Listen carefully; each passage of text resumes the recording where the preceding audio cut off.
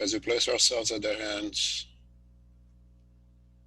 of our spiritual benefactors, and we open ourselves to receive the peace, the love of our Master Jesus Christ, and we give thanks to God, our Creator, the provider of all things, and therefore all things are good. Fount of infinite love and absolute justice, we give thanks for this opportunity of trying to better ourselves, trying to better understand your divine laws that shall lead us to the happiness that awaits us. We ask to be inspired, to be guided, to understand the messages we are about to receive, to gain the courage and the discipline, to apply them in our daily lives to the best of our abilities. May we have a constructive participation for the benefit of all of us, incarnate and discarnate. And with humbleness, we ask permission to start our meeting. So be it. Well, the case today, as John said, is somewhat interesting in the sense of the physical experience or the death experience, but it's a quite simple lesson actually that I think we had seen it already in the past. So who is doing the reading? Okay, I'm here. Soraida's Yeah, here. thank you, Zoraida. Okay. Okay. Antonio B. That's where we're at, right, Elmo? Correct, yes. Okay. Okay. Buried alive, the law of Talion. Anthony B. was a talented writer, esteemed by his fellow citizens. He lived in Lombardia and fulfilled a civil servant position with distinction and integrity. After 1850, he fell victim to a condition of apparent death as a result of an epileptic attack. As sometimes happens, he was unfortunately mistaken for real death.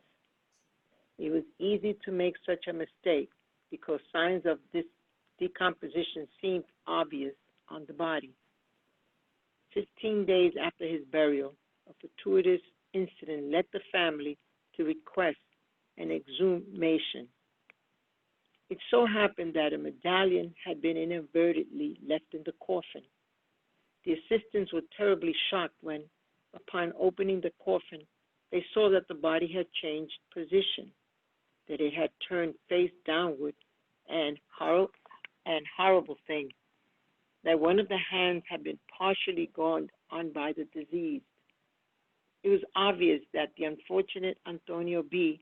had been buried alive and that he must have succumbed to desperation and hunger. Anthony B. was evoked in August of 1861 at the Parisian Society at the request of one of his relatives and gave the following explanations.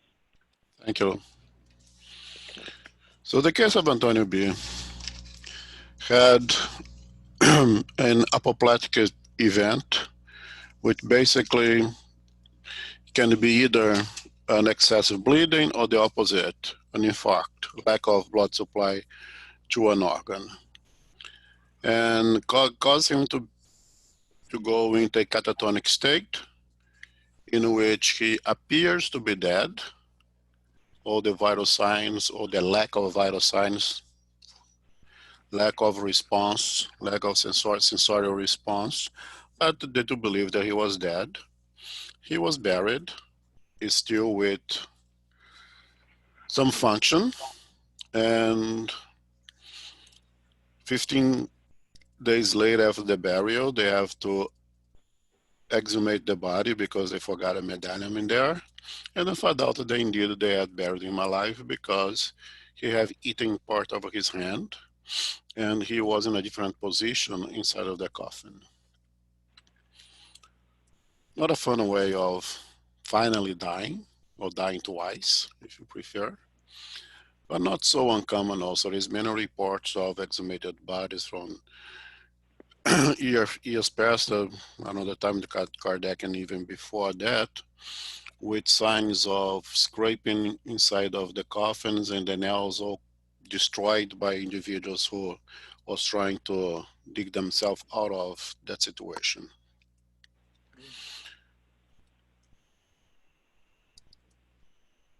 Question, comments, let's go.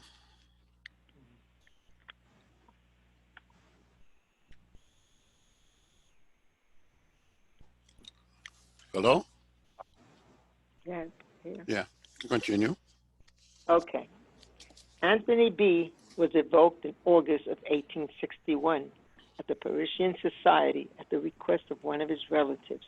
So Gave the 11, following. so 11 years later, right? Yes, yeah. He gave the following explanations. Evocation. What do you want? One of your relatives has asked us to evoke you, and we are pleased to do so. We would appreciate it if you would answer us. Yes, I will answer you. Do you remember the circumstances of your death? Ah, of course I remember. But why awaken that memory of punishment? Is it correct that you were buried alive by mistake? That is the way it must have been, since apparent death displays all the characteristics of real death. I had lost nearly all my blood, but no one is to blame for an incident foreseen before my birth. If such questions are prone to cause you sadness, should we stop? No, you may continue. We would like to know if you are happy, for you left behind the reputation of an honest man. Thank you very much. I know that you have prayed for me, and I will try to answer. But if I fail, one of your guides will help me out. Could you describe the sensations you experienced during that horrible moment? Oh, what a grievous trial. Feeling yourself confined between four boards and not being able to turn around or move. Not being able to scream, your voice no longer able to resound in an environment deprived of air. Oh, what torture is that of a misfortunate being who vainly struggles to breathe in an atmosphere depleted of air. At last, I was like someone condemned to a furnace, only without the heat. Oh, I wish such tortures on no one. No, I wish on no one an end like mine. Alas, cruel punishment for a cruel and brutal existence. Don't ask me what I thought, but I plunged into the past and caught a vague glimpse of the future. You said cruel punishment for a brutal existence? However, your reputation intact even today, would you not lead anyone to assume such a thing? Could you explain it to us? What is the duration of one lifetime in light of eternity?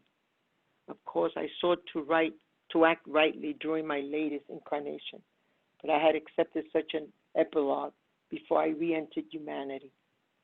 Why question me about the grievous past, which only I and the good spirits sent by the Lord know about? Well, if you must know, I walled up a woman, my wife, alive in a cellar. It is the penalty of talion to which I had to submit. An eye for an eye, a tooth for a tooth. We thank you for having been willing to answer our questions, and we pray for God to forgive your past because of the merit of your latest existence. I will return later. Besides, the spirit of Iradius wishes to complete this communication. I'm sorry. Thank you. Can you hear me? Yes. Okay, good. Okay, so Antonio B. lived a relatively good life on this very last reincarnation. Was by all means a good citizen, and had this very difficult death.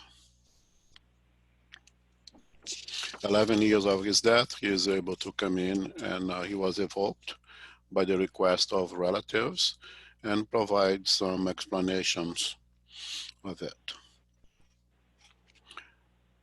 The first question that I have, and I don't have an answer, immediately is what leads someone to eat their own hand? How does it, can we make a relationship? Can you relate the act of one tries to eat one hand inside of a coffin with any kind of moral and intellectual progress? Would a more elevated spirit be able to accept that situation, resign to that situation, and just be in peace and allow the, the last breath to take place by itself? Or the law of survival is so strong, the instinct of survival is so strong, that most of us would try to do something as horrible as try to eat one hand. Um, I tend to believe that a more elevated, a more prepared spirit, especially with the understanding of our eternity, would perhaps have a more peaceful death. But I do question that. Amo, the lack of air to breathe may have caused him to enter into some sort of delirium state or something like that. Wouldn't that be possible? Just me also wondering here. That's a real possibility, yes.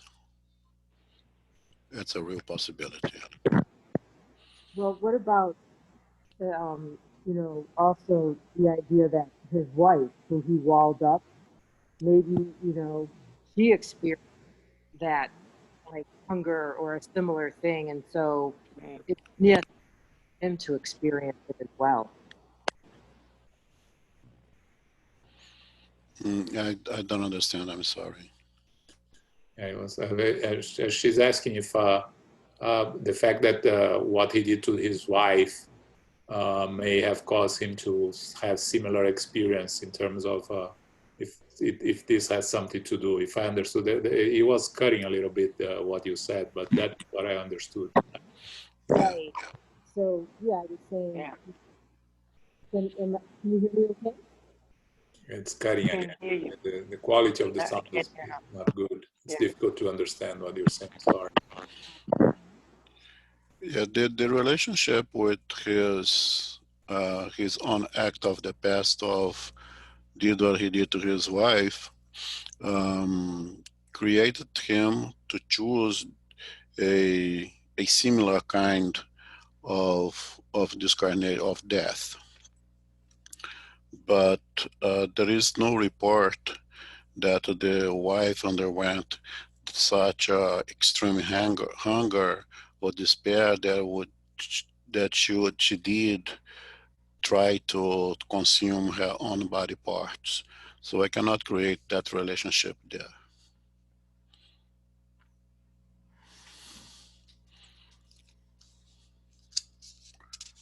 But I think what she asked, Teresa, I think, was that he died the way he died because he did what he did to his wife. Was that the question? I don't think there was a question, but yes, the answer to the question would be yes. Yeah, If that's the question, the answer is yes.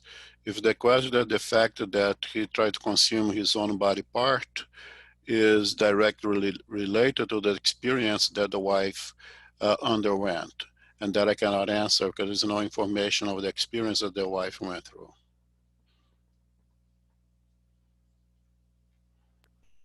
Well, clear? Yeah, I'm not really asking a question. I was making simply a statement that Okay. perhaps.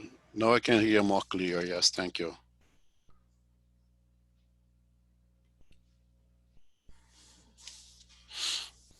I believe that what João said makes sense, right? Imagine you wake up kind of in a situation like he did, with all the, the lack of air and blah, blah, blah. it could definitely make you go crazy. And how could he be an elevated spirit if he did what he did to his wife? Well, I'm not saying that he was an elevated spirit. I am proposing the question. Let's assume any one of us who are far from being an elevated spirit, but being in peace with our own conscience, understanding our spirituality, understanding our eternity, because we say knowledge makes a difference, if we would have a more peaceful death. And I lead to believe that the answer is yes. But of course, it's my position. And none of us here are talking about being an elevated spirit, far from it. But I have some understanding. Oh, I'm sorry, I misunderstood. Sure. Yeah, but he was not. I mean, did he have any kind of is, spiritism knowledge, or was he religious or something like that? No, right? It doesn't mention here, Mm. so I cannot say either way. Definitely, he was not a spiritist because he died in 1850, so there was no spiritism at that time. Right? No, Ah, maybe yeah. like um, what we think, what we believe. You know what I mean? The only thing that shows some knowledge is the first sentence that he says, that eternal life, that I cannot see it right now, but he mentioned something like that right in the first answer, I think. Right? He Hey, has. João, I can't see the text, the page before, but what he has done with his wife and the reincarnation that he died were in the same reincarnation or different reincarnation? It's different reincarnation. Also, first he committed the atrocity with his wife, then he reincarnated and had a Correct. decent life, and then died the way he died. Correct.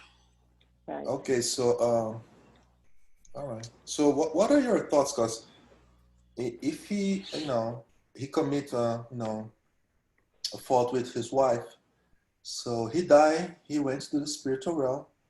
He learned a couple things.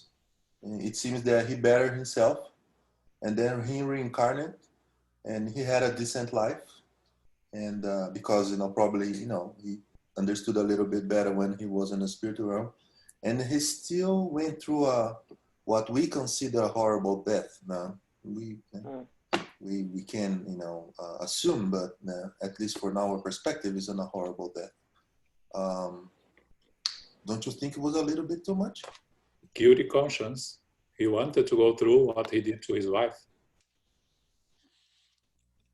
Yeah, for one thing, it was his choice. And then, I mean, it was a horrible death, yeah. Is it worth someone who drowned? Is it worth someone who is dying right now with basically drowning without being able to bring in enough air to supply their lungs? There's a lot of horrible deaths out there that is just as horrible as this one. Did they all merit? Did they all wish that kind of death? Probably not. My position, my question in relationship of his struggles at his very few minutes that he even tried to consume his own body parts is it the survival instinct so powerful that leads the individual to commit some act?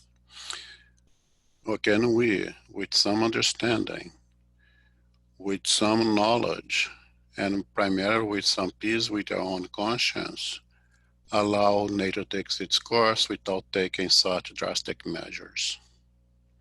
And my way of thinking is to lead that with knowledge, especially some piece of conscience that would have a much more peaceful death and would prevent us to eat our own body parts.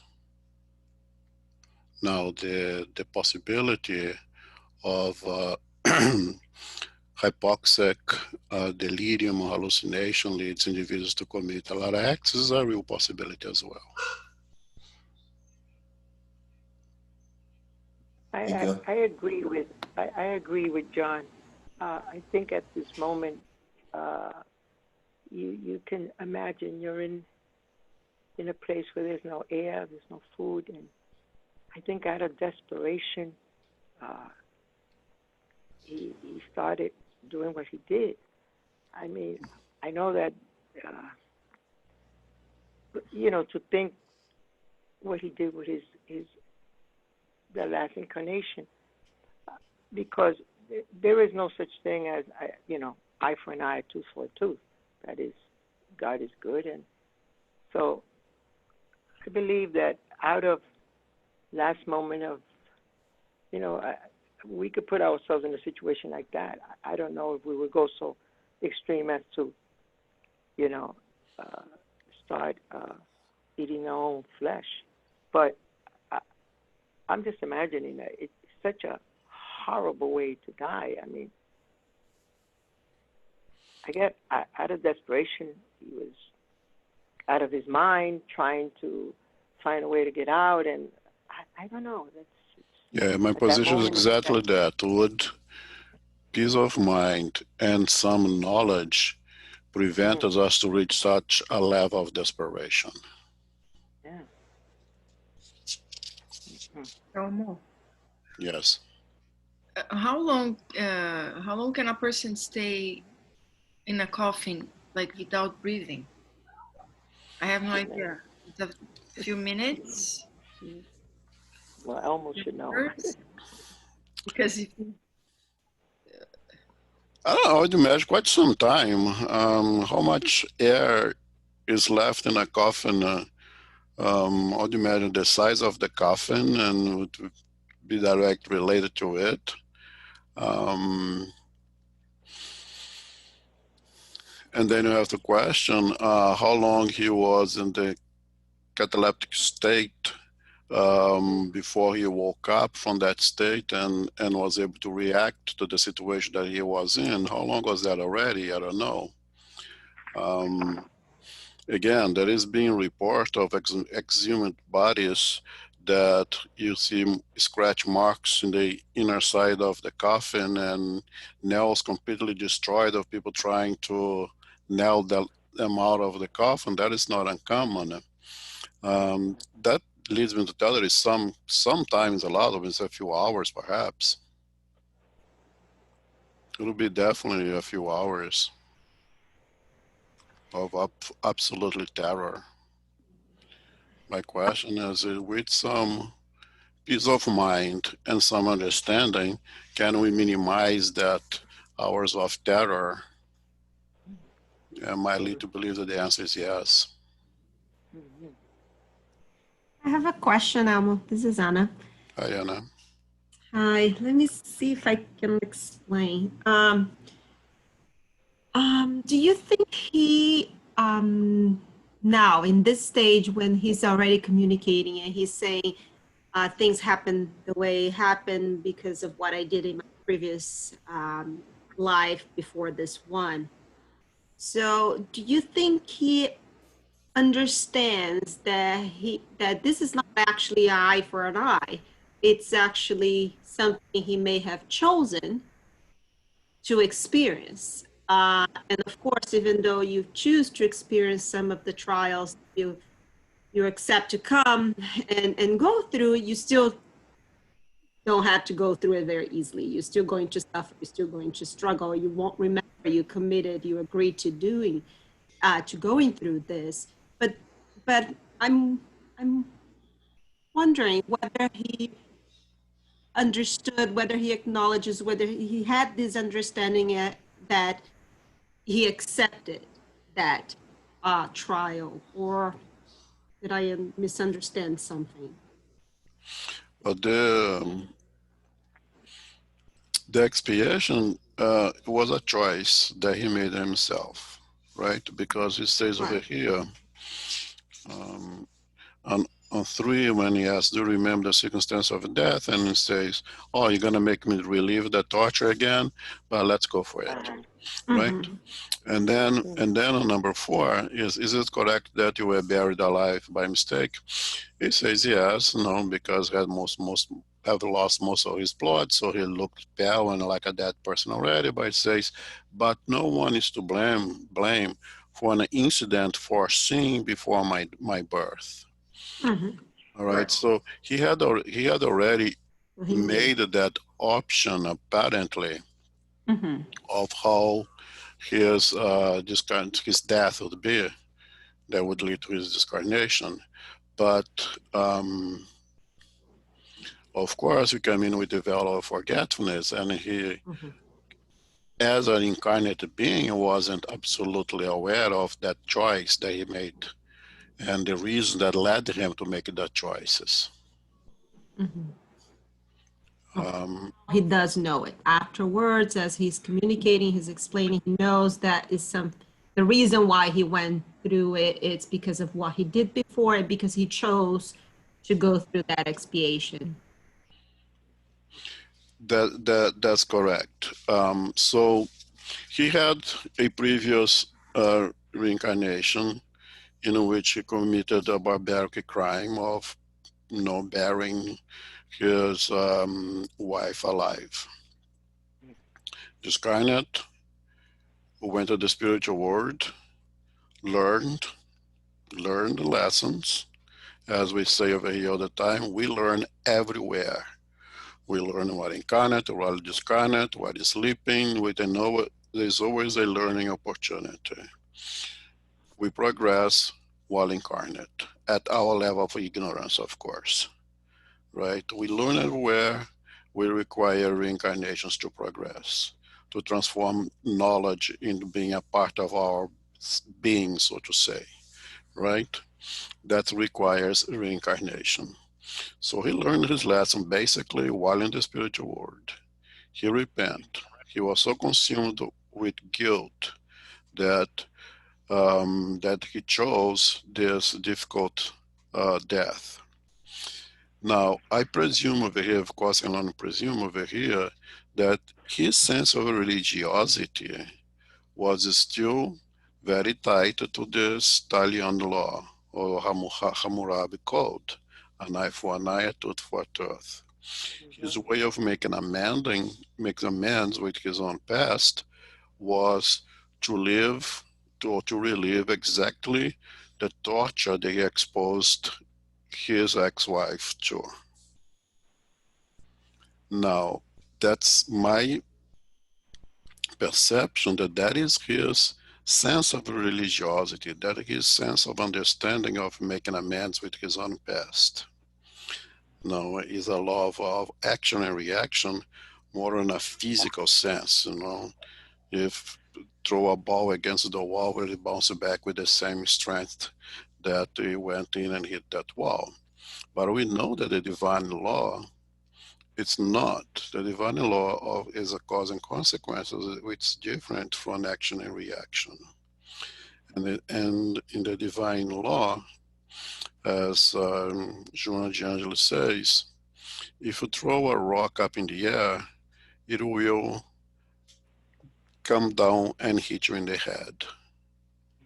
But if you open the umbrella of charity, it will soften your blow. So divine justice is not a one-to-one, otherwise it would be crushed with so many rocks coming down on our head. And that's why Paul says, no, love covers a multitude of errors. So divine justice takes in account everything that you do of good. Everything that I've learned that you don't need to go those difficult lessons anymore. Divine justice is benevolent because God is all love.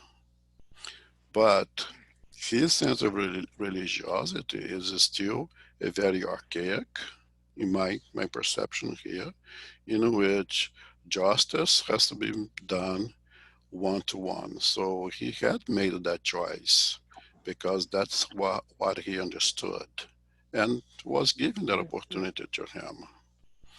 But the most important thing we're going to see on the second reading is not to go through this to the things that we chose, to the difficult death, to the difficult life, is how do you go through it?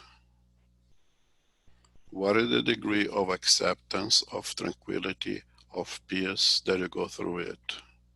Or the opposite, with the degree of rebelliousness, of hate, of anger, why God, me, why me? Okay, that leads that you have not truly progressed. You have learned the lesson in the spiritual world, and you come out of it here, but you could not transform yourself, transform that lessons as part of you. Again, the example, the guy who go the drug addict who spent 6 months in the rehab and is completely recovered and comes out, is exposed to the same triggers, the same thing that leads them to go to the drug abuse from the beginning. If the person is completely healed, you face all the triggers and everything else, and not going to go back into drug use. But if he remains pretty much the same individual that did not use drug because had no access to it during those 6 months, most likely will go back to it. So it's not necessarily the fact or how you or the death itself, but how you go through it. What is your level of acceptance? What is your level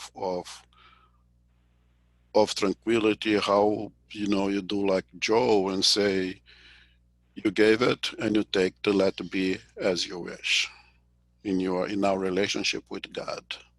And that's what really matters. That's what really dictates if you have indeed progressed or not.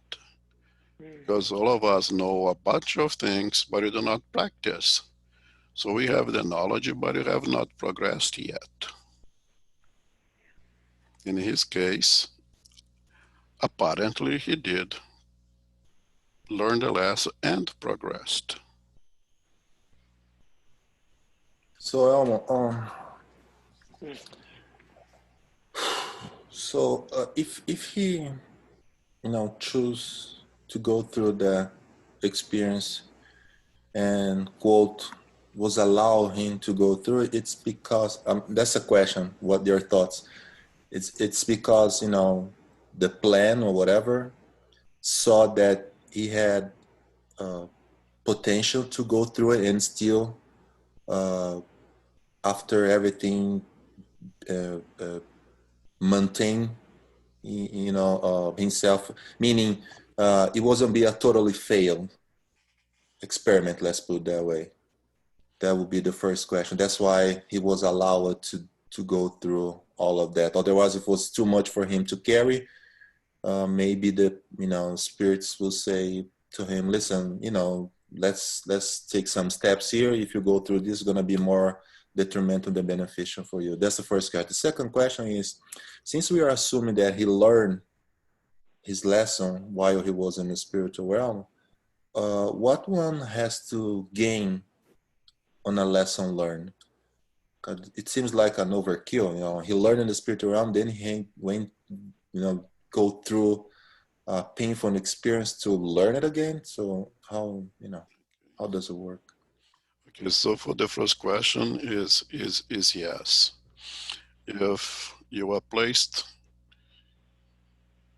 through a learning experience, is because we are in a position to learn that lesson. Maybe hard as it is, maybe difficult as it is. If you are placed in that position, is because you can over, overcome all the difficulties and learn the lessons that is contained in those difficulties and progress with that. If you have no chance of succeeding, then it's no longer a corrective action, it becomes a punitive action. And the divine laws is not punitive, it's corrective. The opportunity is given to us to correct ourselves and not to punish ourselves. So if I have no chance of succeeding, they would not allow me to go through that. I agree with you. The second question is what I have just said. To learn something, we all learn the wonders of charity, of benevolence, forgiveness, and indulgence. We all know that perhaps we consume and own at least half of it is superfluous, you don't need it. It brings nothing to us. A shallow contentment, I'm not even gonna call it happiness. We know it. We all know it. Why don't we live in accordance with what we know? Because you only have a still, is almost like an external kind of knowledge. We have not become that knowledge. So is the drug head that goes into rehab and know the drug is not good, spend 6 months drug-free feeling good, but have not cured him or herself yet. Or some have. So the fact that he learned in the spiritual world does not mean that he had progressed. That's why Emmanuel tells us, in our level of ignorance, we learn everywhere, but we progress during incarnation. That's why reincarnation is so important. So why reincarnate then? If you already learned the spiritual world, you don't need to go through any more experience. Why bother coming here and be limited by this physical instrument? Because we need to go those experiences to transform ourselves, to become the knowledge. So it's not that you're going to learn twice. It's that you're going to implement the knowledge and make that knowledge a part of you. Does it make sense? Yeah, thank you. To become, right? Thanks. To become, that's right. To become the knowledge that you have conquered. Right? Thanks, Al. Sure.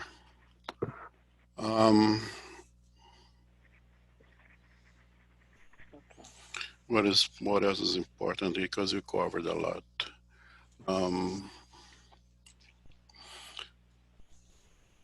So he was given the opportunity after his death that his guardian angel, protective spirit, or whatever, allowed him to retrieve the informations of his previous incarnations and understand why he went to what he went through.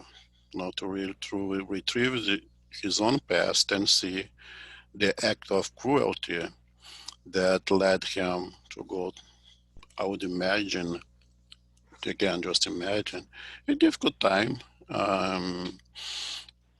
in the spiritual world that lead him to learn valuable lessons, to completely repent, and his relationship with divine justice led him to request to go through the same experience. Is it absolutely necessary? I would say no. But in his understanding, in his, again, relationship with the divine justice, I don't know if it was Christian, Jewish, whatever, but the divine justice is one and only, required him to ask to go through that same experience, which again was given to him because one, he could learn, he could progress, he had the potential to do so, and would lead him to free himself from that stain of his past that perhaps without his experience he could not free of that stain short enough, because that's what his understand in his relationship with the divinity. and his state.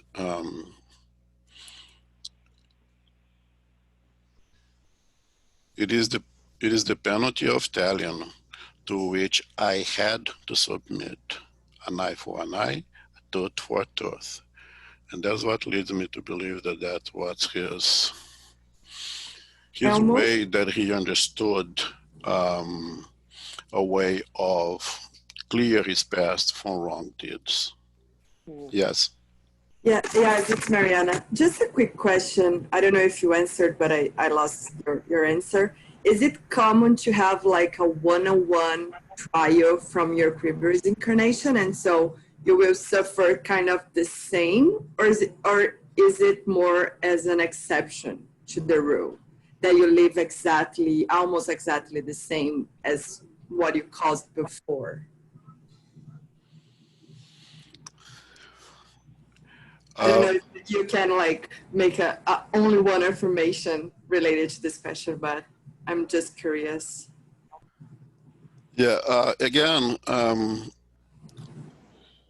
divine laws is extremely relative, takes everything in consideration,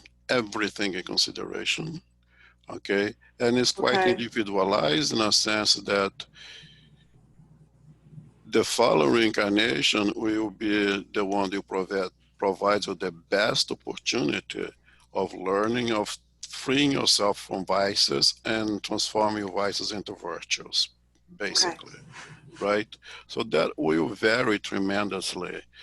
If, again, for this individual, his state here, that he had to go an eye for an eye, a tooth to a tooth, that was his sense of religiosity, so to say.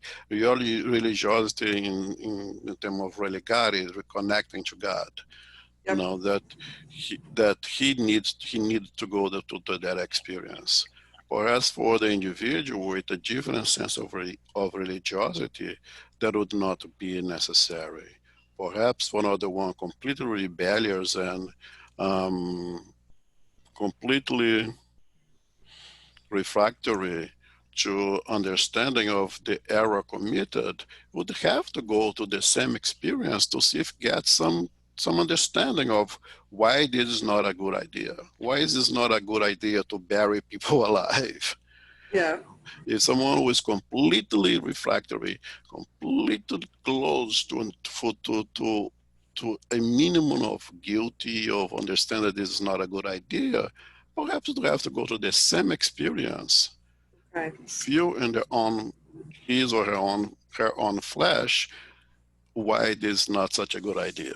So it varies tremendously, and it's hard for me to say if it's common or uncommon. So it's very individualized.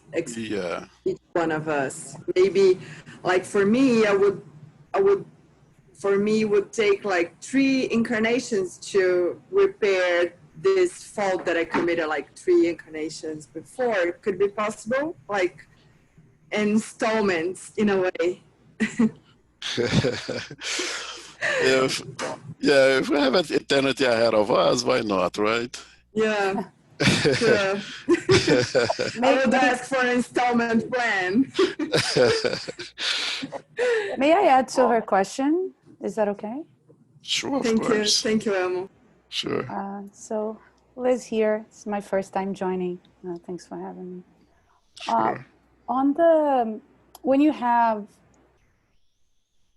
an instance of taking someone's life or like extreme murder, abortion, you see how spirits, how we could go through very traumatic things. Like this is a traumatizing experience that could really drive down a lesson so deep that you might be able to get over that mistake that you've made and deeply gain an understanding of the mistakes that you have made in the past and get a sense of evolution. I was wondering, today I read something, it kept me thinking, it's almost like for some of us in Spiritism, is the lesser evils, they're harder to fight. Let's say a good example is alcohol abuse, right? So for those people that alcoholics, there is the sense in in that they attend AA and they say that you're an alcoholic forever, for your whole life. You have to understand that you're an alcoholic. So I think about vice. I know friends who are victims of vice. And some of them, you could see that they had this siren call since they were young. It's a trial that they carry from previous lives, that it's something that they have to overcome. What is your view in things like vices that you have to overcome, that even when you don't do it, you still feel that urge? Like what's the process of overcoming and actually becoming a higher being? Even when you know it's wrong and you don't touch it, you still feel that calling. I think tremendous amount of patience with oneself. The understanding that there was a lot of events that led me to transform that that thing into a vice that it seems to be extremely strong and that almost feel that it has control over me, right? It was not built in a minute, and it's not going to be resolved in a minute. So the important thing is patience, persistence, and a tremendous amount of willpower based in the sincere belief that what Christ told us is truth. We are the salt of earth. We can do what he had done and much more. We have to have this drive within us, this belief that indeed, if Christ is our model, our guide, he would not lie to us. He would not tell us just for us to feel a little good. That we are indeed the salt of earth, that we can do what he has done and even more. But it requires time. It requires hard work. It requires patience. It requires fall a few times, have the humility to ask for help to get up and move on and move on and fall again and move on again. Vices, we build it for ourselves, and we're gonna have to break it down slowly.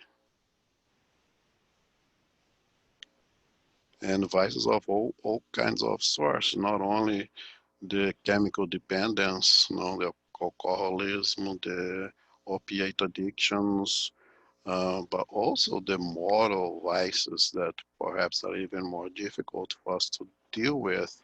And very often are those moral vices that leads us to the more physical, more chemical dependence kind of vices. Thank you. Thank you. It is a hard process, right? That we go through, and where Spiritism helps us is the understanding of the process, right? That first you have to recognize the problem, because a lot of us have a problem and don't even recognize. And then after recognizing the problem, learning that how to deal with the problem, and then solve the problem, or meaning becoming a part of us, the overcome of the problem, right? Like you said before, the knowledge put into becoming one. It's how we are going to overcome the vices also, right? Because in the end, we have the knowledge, but we really struggle to put the knowledge into practice, into being part of us, right? It's a process. Yeah. Yeah, quick question. I was thinking about that today, since we have a lot of time in hands, right? For example, if you have let's say a moral vice, and you study, let's say you know that you're not supposed to gossip and talk about, behind people's backs and so forth. And if for some reason you still continue to doing it, but in a different level, in the level that now you know what you're doing, it's wrong, but for some reason, it's I'm not gonna say the second nature, but you just do it. You don't even think. Once you're done, then you say, oh man, again. So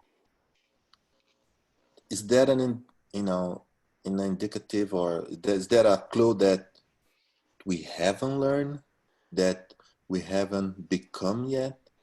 And since now the point is, should we be more concerned because we know we're still doing it, or we really don't know yet, that's why we're doing it? We cannot pretend that you don't know what we know. So we do know that you have this or that vice, that this or that vice at times get the best of us, and when you least expect, there we go again, doing the same things that we know that we should not be doing or thinking anymore. It is a sign of progress. It is a sign that we are moving forward, because now you have that trigger in our conscience that says, hey man, you know better already. When are you going to be able to become, as you have said? You know that this is not a good idea. You know this leads to negative consequences. This is it is a sign of progress. At one point, we did and we didn't care. There's nothing in our conscience to knock, or there was something in our conscience of knocking, but we are completely ignoring it. Now we have progressed to a point that we can no longer ignore it. We still find ourselves weak. We still give in to the temptations. We still have a tendency to be quite invigilant.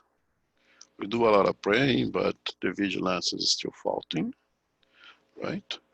But it is overall a sign of progress, that at least you are aware of it and you recognize the need to put greater effort to be able to resist those triggers, to be able to resist those temptations. It is overall a sign of progress. How much effort do we put in it? That is really individual, and you have to answer that to your own conscience. We have to answer that to our own conscience. And another question, do I really want to free myself from those things? Of deep inside, I kind of enjoy it and not ready to let go yet. That we have to have a little power with your own conscience as well. And only we, with ourselves, can answer those questions. But overall, it's a sign of progress once at least it's bothering you. Once it starts to bother you, then eventually take action. Thanks. Sure. What time we stop, bro? Normally we do 1 hour, right? So we have like 5, 6, 7 minutes to go. Okay. So I think his case is pretty clear. Let's see what Erastus has to say, because it's that interesting. Instructions for the Medium's Guide. Yes. What you may infer from this communication is that all your existences are interrelated and that none are independent of any of the others. The concerns, the tribulations, as well as the great sufferings that afflict humans are always the consequences of a previous criminal or ill-employed life. Nonetheless, I must tell you that deaths such as Antonio B's are rare, and if that man's blameless latest existence ended in such a death, it was because he himself had asked for it with the aim of shortening his errant state and more quickly reach the higher spheres. In fact, after a period of trouble and mental suffering to further expiate his heinous crime, he will be forgiven and will go to a better world where he will find his victim, who awaits him and who already forgave him long ago. Thus, learn well from this cruel example, my dear spiritists, so that you may patiently bear mental and physical suffering and all of earth's little miseries. What advantage can humankind gain from such punishments? Punishments do not occur in order to develop humankind, but to punish the guilty individually. Frankly, humankind as a whole has no interest in the suffering of one of its members. In this case, the punishment fits the wrong. Why are there insane, mentally impaired, and paralytic individuals? Why do some die by fire? Why do some suffer the tortures of a long agony, unable to live or die? Ah, believe me, respect the sovereign will and try not to probe the reason behind the decrees of providence. Know that God is just and does only what is good. Eradius. Okay. All right, thank you. So what Erastus is telling us here, and you know this Erastus is the nephew, disciple of Paul of Tarsus. And what he's telling us here is that when you see events like that, this kind of difficult death, it has to be in the law of cause and consequence that the cause was somewhat, relatively speaking, of same magnitude.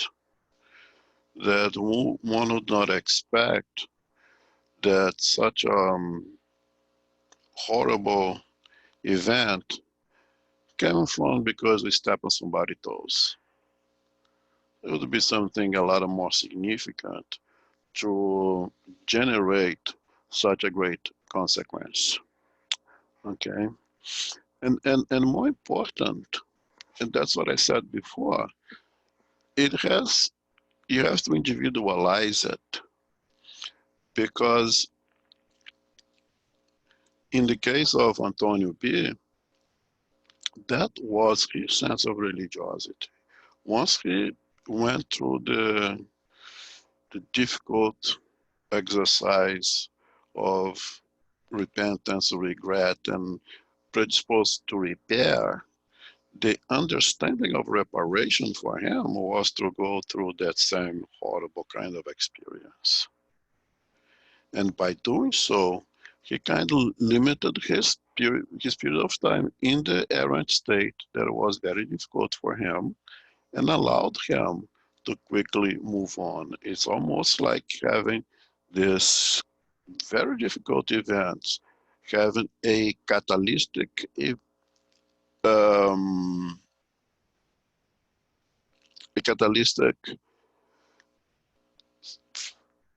event that propels you forward faster. As Mariana said, we'll divide that in multiple reincarnations, kind of slow down and to go. And his position was the opposite. I want to go through as much as I can right now and get rid of it. And very often that is according to the spirits, is our position when we understand and we regret, repent, and not ready to repair. You want to repair everything you want. So you want to like clean up the house in one blow. And very often we make the mistake and we cannot handle it. Very often we expose ourselves to the high probability of not being able to succeed. Again, if you were exposed to it, it's because you could. But the chances of succeeding would be very limited. And you took a somewhat of a much bigger bite than he could actually chew. Okay, but not in his case. He was able to take that big bite. He wanted to limit his time in the errant state where he was suffering tremendous for the regret. We saw in the previous case, the regret is the main source of pain and severe pain of us spirit without a physical body, and shorten his time in the errant state, plus using that experience as a catalytic event would propel forward into progress. And then he says something interesting, that those events is not really for humankind. These are individualized events, individualized things that humankind does not really progress by watching people going through difficult experiences. That I would say that humankind progress every time that one of us progresses, right? By this, Antonio Beard have learned that his lesson, have progressed, have internalized, and have become. We, the entire human race, is better because of it. But it does not take from us our responsibility to go through what we have to go through to become ourselves.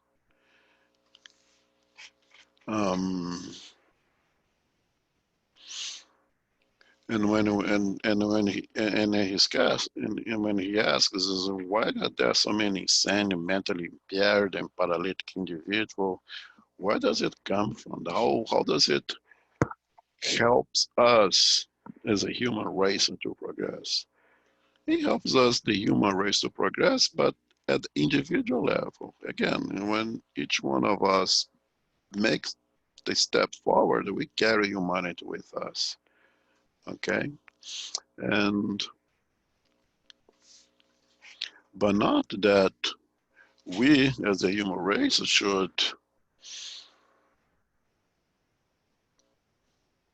enjoy or kind of accept the suffering, the punishment that you see other individuals going through. On the contrary, for our part, is our obligation, especially for Christians, to minimize as much suffering as we can, ours and our neighbors as well.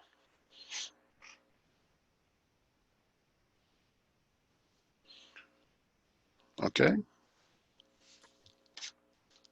I think we have to stop here, right? We do? I don't know, because I don't have access to it. 8:47. Okay. All right, so sorry guys, I'm kind of slow. It's okay. Um, So for those that joined us during the second part, I'm going to repeat what I said at the end of our first meeting. We have 2 lectures on this weekend. The first one on Saturday, 11 a.m., Thoughts, a Driving Force. It's going to be through YouTube of the United States Spiritist Federation, or Facebook of the United States Spiritist Federation. It's by Dr. Rejane Planner, a quantum physics physicist from Vienna. And on Sunday, we are going to have a lecture through the YouTube of the Spiritist Group of New York, and it's going to be by Álvaro Mordecai on the first 2 commandments of according to the Mosaic Law. Again, he's a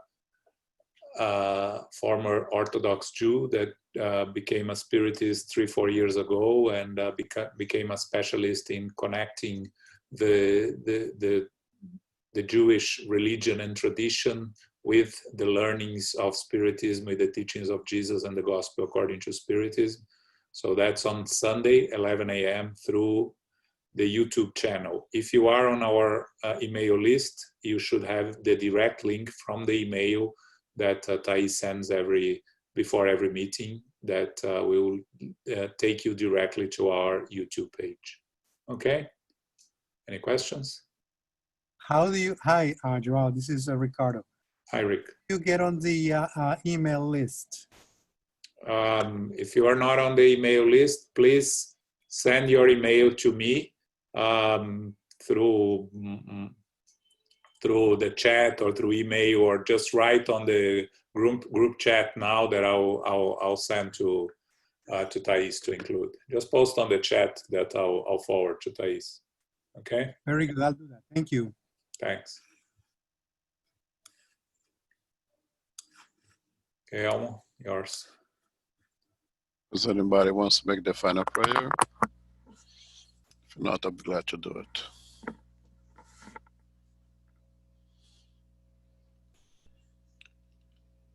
All right, so let us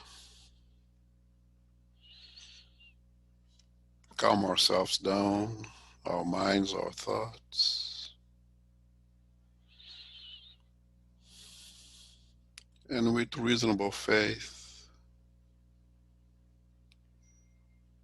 place ourselves at the hands of our Master Jesus Christ,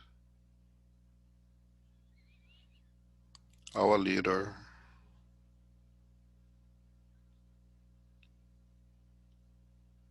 the doctor of our souls, our friend, who knows each one of us, who understands each one of us,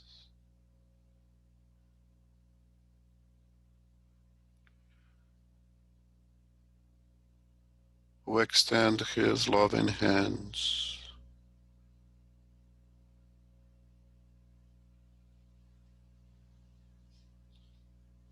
inviting us to follow him.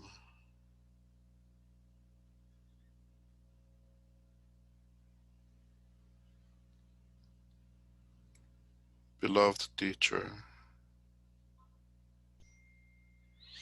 we are grateful for the opportunities given to us.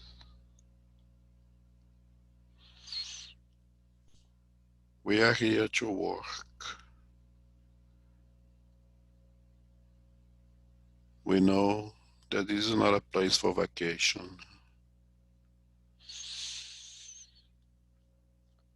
but at this moment we take the liberty to ask for a moment of rest in your ample shoulders,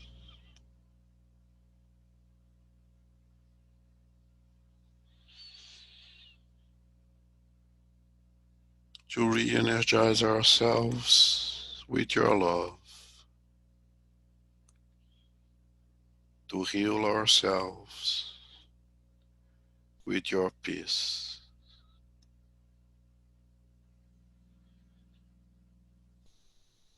So we can lift up our cross and to follow you with the certainty that you shall lead us to a world of peace, where love will prevail over evil.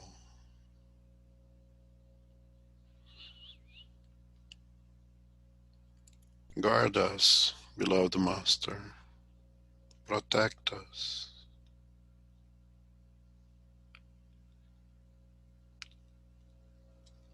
Let us go through all the trials and expiations that we merit. The divine justice judge that we are strong enough to overcome. But be with us. Inspire us to be with you as much as you are always with us. Lead us to exercise of charity as you teach us. Benevolence, indulgence, forgiveness, to the best of our abilities. Allow us to be back here next week, ready and willing to learn, ready and willing to work, to transform ourselves into better beings. With this in mind, we ask permission to close this meeting. So be it. Thank you all for joining.